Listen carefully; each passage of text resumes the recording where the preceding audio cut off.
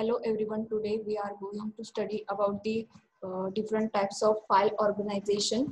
So in last lecture we studied about what is the concept of file organization, and we see the what are the types of file organization, which are sequential file organization, heap file organization, hash file organization, ISAM, B plus tree, and cluster file organization.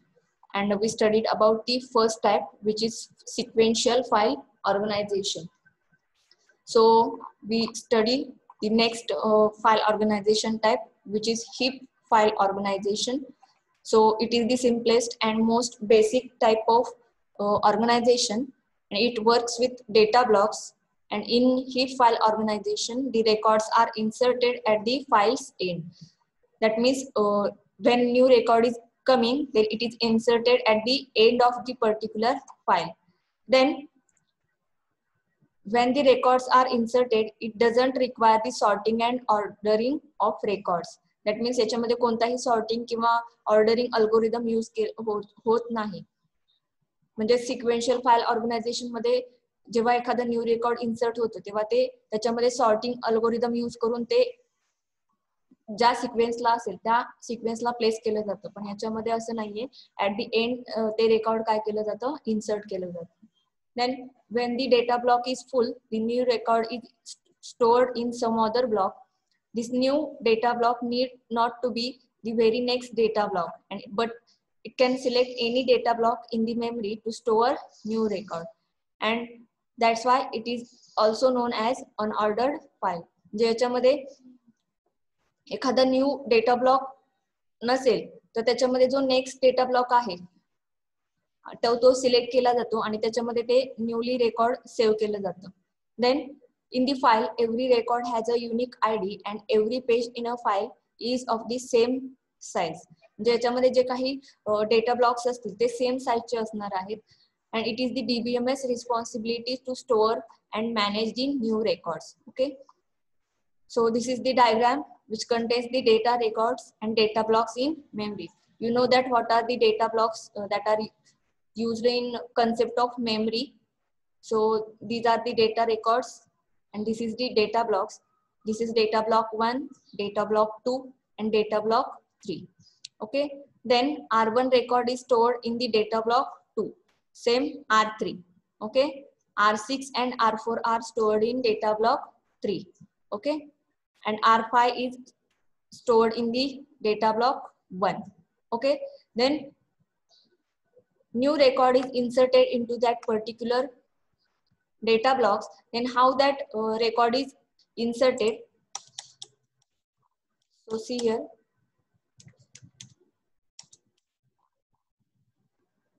Okay, suppose we have 5 records, R1, R3, R6, R4 and R5 in a heap, and suppose we want to insert a new record R2 in a heap. If the data block 3 is full, then it will be inserted in any of the database selected by the DBMS. म्हणजेच काय तर याच्यामध्ये जो लास्टचा block आहे म्हणजे at the end insert होतं record new heap organisation मध्ये, आणि त्याच्यामुळे जर लास्टचा जो डेटा ब्लॉक आहे म्हणजे ऍट द एंडचा जो डेटा ब्लॉक आहे तो जर फुल असेल तर त्याच्यामध्ये DBMS जो ब्लॉक सिलेक्ट करेल तर त्या ब्लॉक मध्ये जाऊन ते रेकॉर्ड काय होतं, स्टोअर होतं. सपोज याच्यामध्ये डेटा ब्लॉक 3 जर ब्लँक असेल किंवा इथं व्हॅल्यू कमी असेल तर त्याच्यामध्ये तो डेटा तिथे का होऊन राहतो, स्टोअर होऊन राहतो. म्हणजे ते रेकॉर्ड इथे इन्सर्ट होतं. पण जर डेटा ब्लॉक फुल असेल तर त्याच्यामध्ये जो DBMS सिलेक्ट करेल, आता इथं डेटा ब्लॉक 1 हा रिकामा आहे तर त्याच्यामध्ये जे न्यूली इन्सर्टेड रेकॉर्ड आहे ते जाऊन काय होतं, स्टोअर होतं. या डायग्राम मध्ये बघा R1, R3 2 मध्ये आहेत, R6, R4 3 मध्ये आहेत आणि R5 हे 1 मध्ये आहे. म्हणजे डेटा ब्लॉक 1 मध्ये फक्त एकच रेकॉर्ड आहे.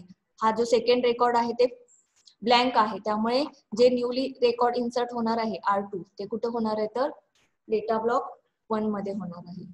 Okay, suppose you want to search, update or delete the data in heap file organization, then we need to traverse the data from starting of the file till we get the requested record.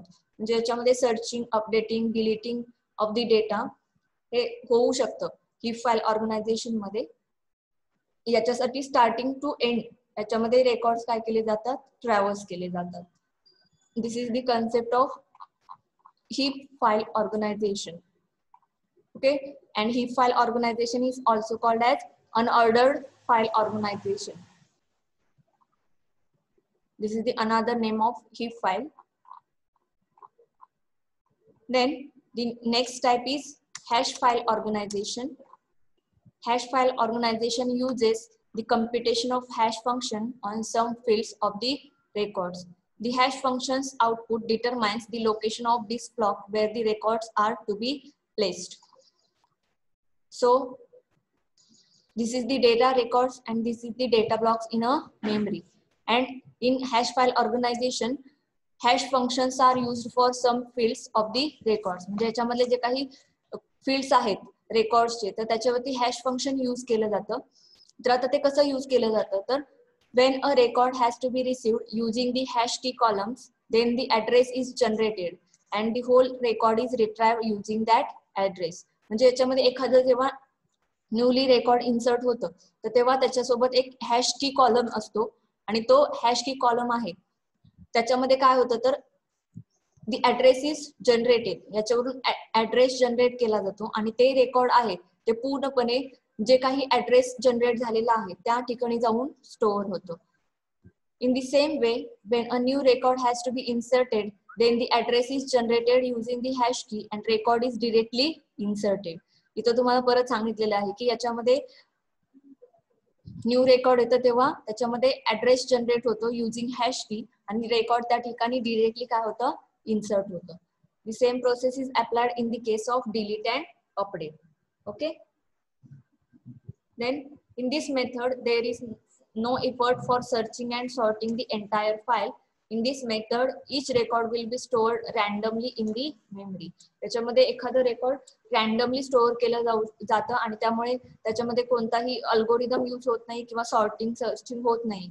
Directly त्याच्यामध्ये हे होऊ शकतं. तर बघा याच्यामध्ये diagram दिसेल याच्यामध्ये जेव्हा न्यूली रेकॉर्ड इन्सर्ट होतं त्यावेळी त्याच्यामध्ये R1, R3, R6, R4, R5 हे रेकॉर्ड्स आहेत आणि त्याच्यामध्ये न्यू रेकॉर्ड आलेलं आहे R2. तर R2 हे कुठे इन्सर्ट झालेलं आहे आफ्टर 3 रेकॉर्ड्स म्हणजे पहिले 3 रेकॉर्ड सोडले तर त्याच्यानंतर हे न्यूली रेकॉर्ड इन्सर्ट झालेलं आहे. असं नाही की याच्यामध्ये हे 3 नंबर 4th नंबरलाच इन्सर्ट व्हायला हवं. याच्यामध्ये रॅन्डमली कुठेही ते रेकॉर्ड काय होऊ शकतं इन्सर्ट होऊ शकतं. This is the concept of hash file organization. Hash file organization मध्ये काय होतं तर याच्यामध्ये हॅश की कॉलम जनरेट होतो की ज्याच्यामध्ये ऍड्रेस ऑटोमॅटिकली जनरेट होतो की ज्याच्यामध्ये ज्या डेटा ब्लॉक वरती डेटा काय होणार आहे स्टोअर होणार आहे किंवा ते रेकॉर्ड स्टोअर होणार आहे ते. Then another type of file organization is B+tree file organization. B+tree file organization is the advanced method of indexed sequential access method and it uses a tree-like structure to store records in a file. That means tree structure or hierarchical structure or it is a parent-child relationship like that. B+tree file organization is working. So this is the advanced method. म्हणजे ही advanced method आहे indexed sequential access method. आपल्याला हे बघायचं आहे हा type काय आहे ते ISAM. Okay. Then how that B+tree is working. It uses the same concept of key index where the primary key is used to store the record. आता B+tree मध्ये primary key यूज केली जाते record store करण्यासाठी. For each primary key, the value of the index is generated and mapped with the record. त्याच्यानंतर काय होतं तर प्रत्येक प्रायमरी कीला याच्यामध्ये इंडेक्स जनरेट करून दिला जातो and त्याला जे काही रेकॉर्ड आहे ते मॅप केलं जातं. Then the B+tree is similar to a binary search tree. तुम्हाला मॅथमॅटिक्स मध्ये झालं असेल ग्राफिकल मॅथमॅटिक्स त्याच्यामध्ये बायनरी सर्च ट्री. तर ही कन्सेप्ट याच्यामध्ये घेतलेली आहे B+tree मध्ये. But it can have more than 2 children म्हणजे याच्यामध्ये एकापेक्षा जास्त चिल्ड्रन्स असू शकतात याच्यामध्ये.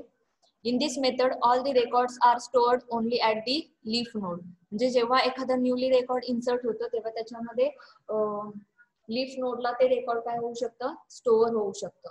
Intermediate nodes act as a pointer to the leaf nodes. That means just like a parent and they do not contain any record. त्याच्यामध्ये जे काही पॅरेंट्स असतील किंवा मिडल नोड्स असतील, इंटरमिडिएट नोड्स, तर त्याच्यामध्ये कोणताही रेकॉर्ड सेव्ह होणार नाही. आता या डायग्राम मध्ये दिसेल बघा, याच्यामध्ये हे डेटा ब्लॉक्स आहेत. तर आता ह्याच्यामध्ये जो फर्स्ट आहे त्याच्यानंतर हे काय आहेत तर पॅरेंट्स आहेत, म्हणजे 25, 15, 30 हे जे मिडल मध्ये जे लिहिलेले आहेत डेटा ब्लॉक्स, तर हे फक्त डेटा ब्लॉक्स आहेत. आणि त्याच्यामध्ये जे रेकॉर्ड्स आहेत हे फक्त लीफ नोड्स. आता हे याच्यामधले लीफ नोड्स कोणते आहेत तर फर्स्ट, सेकंड अँड थर्ड हे 3 लीफ नोड्स आहेत. आणि ह्याच्यामध्ये हे पॉइंटर्स आहेत. या पॉइंटर्स मध्ये कोणताही डेटा स्टोअर होत नाही. याच्यामध्ये जो डेटा स्टोअर होतो तो लीफ नोड्स मध्ये होतो. तर आता याच्यामध्ये हा जो ब्लॉक रिकामा आहे तर याच्यामध्ये व्हॅल्यू कोणत्या कोणत्या स्टोअर्स आहेत तर 10, 12, 15, 17, 20, 24 या इकडच्या ब्लॉक मध्ये स्टोअर आहेत. आणि या नोड मध्ये किंवा या ब्लॉक मध्ये 27, 29 अँड 30 या व्हॅल्यू स्टोअर आहेत. तर याच्यामध्ये डिरेक्टली डेटा स्टोअर होत नाही, तर लीफ नोड्सला तो इन्सर्ट केला जातो जेव्हा एखादं न्यू रेकॉर्ड इन्सर्ट होतं त्या टाइप मध्ये. And it is just like a tree structure, that why it is called as B plus tree file organization, and it uses a binary search tree. हे तुम्हाला माहिती असेल की या टाइप मध्येच बायनरी सर्च ट्री ड्रॉ केला जातो. तर हे आहे B plus tree file organization. याच्यामध्ये प्रायमरी की यूज होते आणि त्याच्यामध्ये इंडेक्स जनरेट केला जातो. तर आता याच्यामध्ये बघा इथे जे ब्लॉक रिकामे दिसतात तर याच्यामध्ये डेटा कसा स्टोअर होतो तर याच्यामध्ये जे रेकॉर्ड्स इन्सर्ट होणार आहेत त्यांचा एक इंडेक्स क्रिएट केला जातो. आता इंडेक्स काय आहे ते तुम्हाला नेक्स्ट पॉइंट मध्ये बघायचं आहे. तर याच्यामध्ये जो स्टोअर होतो तो इंडेक्स टाइप मध्ये डेटा स्टोअर होऊन राहतो. आणि जो मेन रेकॉर्ड असतो तर ते मेन रेकॉर्ड इथं लीफ नोड मध्ये असतं. This is the another type B plus tree file organization. Then next one is indexed sequential access method. ISAM method is an advanced sequential file organization. In this method, records are stored in the file using the primary key. त्याच्यामध्ये record insert होताना ते primary की चा use केला जातो. An index value is generated for each primary key and mapped with the record. It's just like a B plus tree. This index contains the address of the records in the file. आता या index मध्ये काय असतं तर address of the record, म्हणजे index मध्ये त्या particular रेकॉर्डचा address दिलेला असतो आणि इंडेक्स मध्ये जो ऍड्रेस आहे त्या ठिकाणी जाऊन ते रेकॉर्ड काय होतं सेव्ह होतं. आता या डायग्राम मध्ये तुम्हाला दिसेल इथे डेटा रेकॉर्ड्स आहेत या लेफ्ट साइडला R1 to R8 and R9. आता याच्यामध्ये जे राईट हँड साइडला दिसतं तर ते इंडेक्स व्हॅल्यू आहे. तर या इंडेक्स व्हॅल्यू मध्ये काय आहे तर याच्यामध्ये ऍड्रेस ऑफ दी रेकॉर्ड आहे. आणि डेटा ब्लॉकचा जो ऍड्रेस असेल तो या इंडेक्स व्हॅल्यू मध्ये असतो. त्यामुळे तुम्ही बघू शकता AA6DK तर R1 हे रेकॉर्ड आहे ते त्या पर्टिक्युलर डेटा ब्लॉकला जाऊन स्टोअर झालेलं आहे त्याच्यामध्ये. म्हणजे इथं तुम्ही बघितलं तर सिमिलर व्हॅल्यूज आहेत या इंडेक्स व्हॅल्यू मधल्या आणि डेटा ब्लॉकच्या ऍड्रेस मध्ये. त्यामुळे हा डेटा ब्लॉकचा जो ऍड्रेस आहे तो त्या पर्टिक्युलर रेकॉर्डच्या इंडेक्स मध्ये स्टोअर असतो. त्यामुळे ते जे काही रेकॉर्ड आहे ते त्या पर्टिक्युलर व्हॅल्यूला जाऊन डेटा ब्लॉकला जाऊन स्टोअर होतं. If any record has to be retrieved based on its index value, then the address of the data block is fetched and the record is retrieved from the memory. एखादा जर record retrieve करायचा असेल किंवा data block मधून ketchup करायचं असेल तर त्याच्यामध्ये address of the data block fetch केला जातो, म्हणजे पर्टिक्युलर ऍड्रेस फेच केला जातो आणि त्याच्यानंतर ते रेकॉर्ड काय केलं जातं रिट्राईव्ह केलं जातं. Next one is cluster file organization. When the 2 or more records are stored in the same file, it is known as cluster. म्हणजे याच्यामध्ये 2 किंवा 2 पेक्षा जास्ती रेकॉर्ड्स सेम फाइल मध्ये स्टोअर असतील तर त्याला क्लस्टर असं कॉल केलं जातं.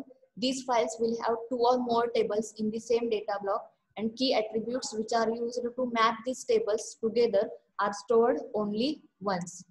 आता याच्यामध्ये बघा सपोज जर दोन टेबल असतील आणि दोन टेबल मधल्या व्हॅल्यूज कंबाईन करून याच्यामध्ये जर न्यू टेबल क्रिएट होत असेल तर that is called as cluster table और क्लस्टर फाईल ऑर्गनायझेशन. ओके, तुम्हाला या सेंटेन्स वरून नाही समजलं तरी सुद्धा तुम्हाला या डायग्राम वरून समजेल. This method reduces the cost of searching for various record in different files. म्हणजे याच्यामध्ये जर एखादा रेकॉर्ड असेल आणि त्याची जी व्हॅल्यू आहे किंवा त्याचे जे इन्फॉर्मेशन आहे तर ती जर मोर दॅन वन टेबल म्हणजे एकापेक्षा जास्त टेबल मध्ये असेल तर ती फाइंड आउट करणं क्रिटिकल असतं. तर त्यामुळे याच्यामध्ये जर क्लस्टर ऑर्गनायझेशन यूज केलं किंवा क्लस्टर टेबल यूज केले तर आपल्याला हवी ती माहिती आपण त्या क्लस्टर टेबल मधून काढून घेऊ शकतो. जी फक्त नेसेसरी आहे तेवढी, अननेसेसरी आहे ती आपण निग्लेक्ट करू शकतो. Then the cluster file organization is used when there is a frequent need for joining the tables with the same condition. पण ह्याच्यामध्ये फक्त एक सेम कंडिशन असावी लागते दोन टेबल जॉइन करण्यासाठी. These joins will give only a few records from both the tables. In the given example, we are retrieving the records for only particular departments.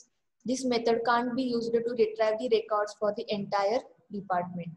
आता जे काही एक्झाम्पल आहे ते तुम्हाला इथं समजेल आता काय मी रीड केलं ते. आता याच्यामध्ये बघा दोन टेबल्स आहेत, एम्प्लॉई अँड डिपार्टमेंट.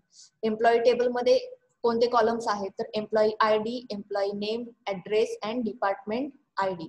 ओके, हे चार कॉलम्स आहेत एम्प्लॉई टेबल मध्ये. आणि डिपार्टमेंट टेबल मध्ये कोणते आहेत तर department ID and department name. तर आता तुम्ही बघू शकता की एम्प्लॉई आणि डिपार्टमेंट याच्यामध्ये सेम कॉलम कोणता आहे तर आपल्याला जर क्लस्टर टेबल बनवायचा असेल म्हणजे दोन टेबलचा एकच टेबल बनवायचा आहे आणि तो जो नवीन टेबल आहे त्याच्यामध्ये तो कसा जनरेट करायचा तर याच्यामध्ये आपल्याला काय करावं लागतं तर दोन्ही टेबल मध्ये सेम कॉलम एक असावा लागतो आणि ज्याच्यामध्ये प्रायमरी की असेल असा. तर आता याच्यामध्ये बघा एम्प्लॉई आयडी डिपार्टमेंट मध्ये तर नाहीये तो column. Second one employee name, employee name सुद्धा याच्यामध्ये नाहीये डिपार्टमेंट टेबल मध्ये. ओके, जर ऍड्रेस घेतला तर एम्प्लॉई टेबल मध्ये आहे पण डिपार्टमेंट टेबल मध्ये नाहीये. तर लास्ट कॉलम बघा department ID. Okay, employee table मध्ये सुद्धा डिपार्टमेंट आयडी आहे आणि डिपार्टमेंट जो टेबल आहे त्याच्यामध्ये सुद्धा डिपार्टमेंट आयडी आहे. म्हणजे एम्प्लॉई आणि डिपार्टमेंट या दोन्ही टेबल मध्ये जो सेम कॉलम आहे तर तो सेम कॉलम कोणता आहे तर डिपार्टमेंट आयडी. ओके, मग याच्यामध्ये रेकॉर्ड कितीही असले तरी चालतील पण याच्यामध्ये एक कॉलम काय असावा लागतो कॉमन असावा लागतो. आणि त्याच्यामध्ये जो नवीन टेबल क्रिएट होईल तर याच्यामध्ये आपण तो कसा करणार आहोत तर याच्यामध्ये जो सेम कॉलम आहे तो आपण याच्यामध्ये घेणार आहोत आणि तो कॉलम ऍज अ क्लस्टर की म्हणून काय केला जातो यूज केला जातो. कारण का तर या क्लस्टर की कॉलम वरूनच तो table as a cluster table आहे असं कन्सिडर केलं जातं. तर आता याच्यामध्ये बघा डिपार्टमेंट आयडी घेतलेला आहे फर्स्ट कॉलम, सेकंड कॉलम आहे डिपार्टमेंट नेम आणि त्याच्यानंतर त्याच्याशी दुसरा कॉलम कोणता जॉईन केलेला आहे तर from employee table which is employee ID, employee name and address. आता याच्यामध्ये सगळे कॉलम आलेले आहेत बघा ID, name and address. Okay, आणि डिपार्टमेंट नेम मधनं कोणतं घेतलेलं आहे आयडी अँड नेम. आता हा जो डिपार्टमेंट आयडी कॉलम आहे एम्प्लॉई टेबल मधला तो रिपीट घ्यायचा नाहीये, आपण फक्त एकदाच घेणार आहोत तो कॉलम डिपार्टमेंट आयडीचा. आता याच्यामध्ये बघा डिपार्टमेंट आयडी या डिपार्टमेंट टेबल मध्ये फक्त 6 रेकॉर्ड्स आहेत आणि एम्प्लॉई टेबल मध्ये 8 रेकॉर्ड्स आहेत. तर क्लस्टर टेबल मध्ये येताना 8 ही रेकॉर्ड येणार आहेत.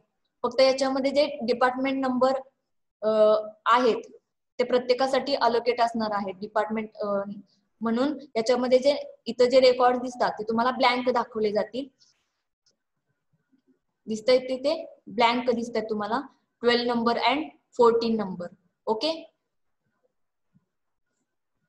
त्याच्यानंतर एम्प्लॉई आयडी कारण इथं ज्या व्हॅल्यूज आहेत त्या रिपीटेड घेतले आहेत आयडी मध्ये कारण 12 नंबरला सुद्धा काय आहे 12 नंबर बघा याच्यामध्ये 2 वेळा आहे, 2 नंबरला एकदा आहे आणि 8 नंबरला एकदा आहे म्हणून इथे बघा 2 आणि 8 2 and 8. ओके, मग दोन्हीसाठी आपल्याला अलोकेट करून घ्यावा लागेल. एकाला इन्सर्ट केलं तर आपलं एक रेकॉर्ड डिलीट होईल म्हणून याच्यामध्ये हा रिपीट घेतलेला आहे 12 and 14. त्यामुळे इथे 2 व्हॅल्यूज काय येतील ब्लँक येतील.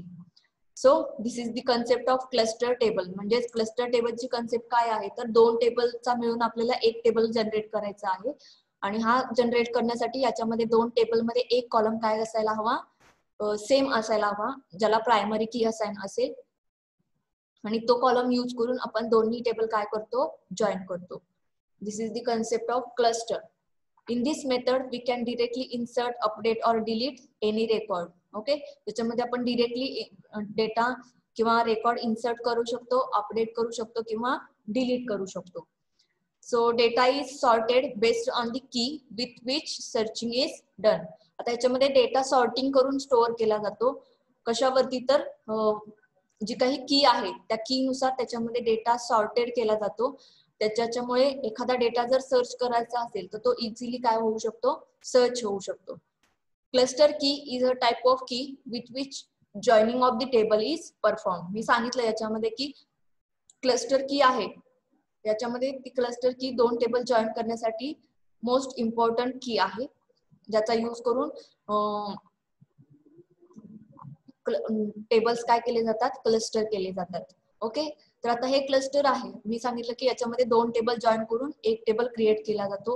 हे काय आहे तर क्लस्टर कन्सेप्ट आहे किंवा क्लस्टर फाईल ऑर्गनायझेशन आहे. तर आता याच्यामध्ये क्लस्टर फाईल ऑर्गनायझेशनचे सुद्धा टाइप आहेत. There are two types of cluster file organization. First one is indexed cluster and second one is hash cluster. In indexed cluster, records are grouped based on the cluster key and stored together. Indexed cluster मध्ये records हे group केले जातात depends upon the cluster key and and stored together. एकाच ठिकाणी store केले जातात. The above employee and department relationship is an example of an indexed cluster. जे आपण आता जे हे example बघितलं ते as an indexed cluster असं आपण म्हणू शकतो याच्यामध्ये. Here all the records are grouped based on the cluster key, department ID and all the records are grouped. मी सांगितलं की याच्यामध्ये जे काही रेकॉर्ड्स ग्रुप केलेले आहेत ते डिपार्टमेंट आयडी या कॉलम वरती केलेले आहेत, ज्याला आपण क्लस्टर की असाइन केलेली आहे. तर जे आता आपण एक्झाम्पल बघितलं ते ऍज अन इंडेक्स क्लस्टर म्हणून आपण कॉल करू शकतो. आणि सेकंड आहे तो hash cluster. Hash cluster is similar to the index cluster. In hash cluster, instead of storing the records based on the cluster key, we generate the value of the hash key for the cluster key and store the records with the same hash key value. आता याच्यामध्ये hash की calculate केली जाते.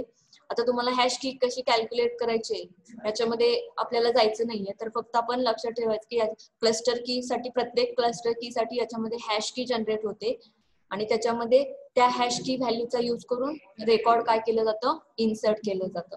So these are the two types of cluster file organization. So here types of file organizations are completed. So just we revise the types of file organization. These are the 6 types. First one, sequential file organization. Sequential file organization मध्ये काय होतं तर याच्यामध्ये सिक्वेन्शियली record save होतात, म्हणजे by order, म्हणजे ascending किंवा descending order याच्यामध्ये रेकॉर्ड्स काय होतात, स्टोअर होतात. Then next one is heap file organization. Heap file organization मध्ये काय होतं तर याच्यामध्ये रेकॉर्ड्स हे ऍट द एंड, म्हणजे फाईलच्या एंडला रेकॉर्ड्स काय होतात, स्टोअर होतात. आणि याच्यामध्ये कोणताही सॉर्टिंग किंवा ऑर्डरिंग होत नाही, ऍट द एंड होतात. आणि जर ऍट द एंड जो डेटा ब्लॉक आहे तो जर फुल असेल तर त्याच्यामध्ये जो ब्लँक असेल तिथे जाऊन ते रेकॉर्ड काय होतं, स्टोअर होतं. ही जी याच्यामध्ये सेकंड कंडिशन आहे, जर लास्ट ब्लॉक फुल असेल तर. Then next type is hash file organization. Hash file organization मध्ये याच्यामध्ये प्रत्येक फील्ड साठी हॅश की जनरेट होते किंवा हॅश फंक्शन जनरेट होतं आणि त्याच्यामध्ये जे काही डिस्क ब्लॉकचं लोकेशन असेल तर त्या डिस्क ब्लॉकच्या लोकेशनला जाऊन ते पर्टिक्युलर रेकॉर्ड स्टोअर होतं. Then B+3 file organization. B+3 मध्ये binary search tree concept use होते आणि याच्यामध्ये ऍज अ पॅरेंट चाइल्ड या टाइप मध्ये डेटा काय होतो, स्टोअर होतो. पण याच्यामध्ये जे पॅरेंट्स असतील तर याच्यामध्ये पॅरेंट फील्डला डेटा स्टोअर होत नाही, तर याच्यामध्ये जे चाइल्ड्स असतात तर त्याच्यामध्ये रेकॉर्ड्स काय होतात, स्टोअर होतात. त्याच्यानंतर इंडेक्स्ड सिक्वेन्शियल ऍक्सेस मेथड मध्ये काय होतं तर याच्यामध्ये प्रायमरी कीचा यूज केला जातो आणि प्रायमरी की यूज मॅप करून त्याच्यामध्ये रेकॉर्ड्स काय होतात स्टोअर होतात आणि या प्रायमरी की वरून एक इंडेक्स फील्ड क्रिएट होतं आणि त्या इंडेक्स फील्ड मध्ये डेटा ब्लॉकचं पर्टिक्युलर ऍड्रेस असतो आणि त्या ऍड्रेसला ते रेकॉर्ड स्टोअर होतं. अँड क्लस्टर फाईल ऑर्गनायझेशन मध्ये दोन टेबल कंबाईन करून त्याच्यामध्ये न्यू टेबल क्रिएट होतो. तो table as a cluster table म्हणून कॉल केला जातो आणि त्याच्यामध्ये ते दोन्ही टेबल मधले रेकॉर्ड्स काय होतात स्टोअर होतात. आणि त्याच्यामध्ये क्लस्टर फाईल ऑर्गनायझेशनचे दोन टाइप्स आहेत, indexed cluster and hash cluster. Okay, index cluster मध्ये इंडेक्सिंग यूज केलं जातं आणि हॅश क्लस्टर मध्ये हॅश की व्हॅल्यू यूज केली जाते आणि या टाइप मध्ये काय होतं तर डेटा स्टोअर होतो.